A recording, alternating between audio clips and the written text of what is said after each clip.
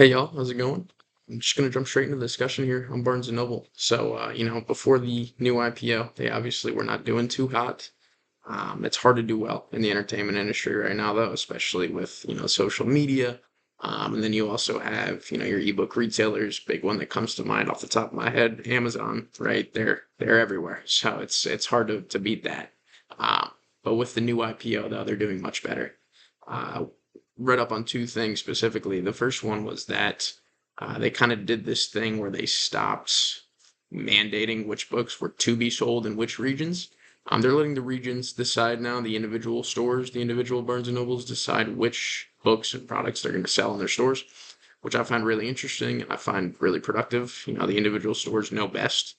Then another thing that they stopped doing was this whole pay for display thing, right? Where you could have, if you were a book manufacturer, you could make a payment to Barnes and Noble to get your books placed more in a more premium position, right at the front of the store, on shelves and tables, so that it's the first thing people see when they walk in. They stopped doing that completely, and what happened was returns went from 30% all the way down to 7%, which is a massive drop. That's huge. That's something that you'll always want to see.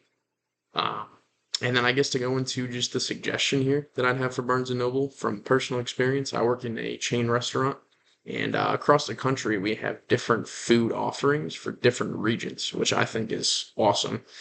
And I think Barnes and Noble could do kind of the same thing, where a Barnes and Noble in Utah has a jazz section specifically dedicated to the history of jazz in Utah. And a Barnes and Noble in New Orleans has a blues section dedicated to the history of blues in New Orleans and stuff like that. So it kind of transformed Barnes and Noble from a brick and mortar bookstore that you just stop in and get a book to this event space. So I think that'd be pretty cool, be interesting, unique for sure. That's my suggestion. Thank you.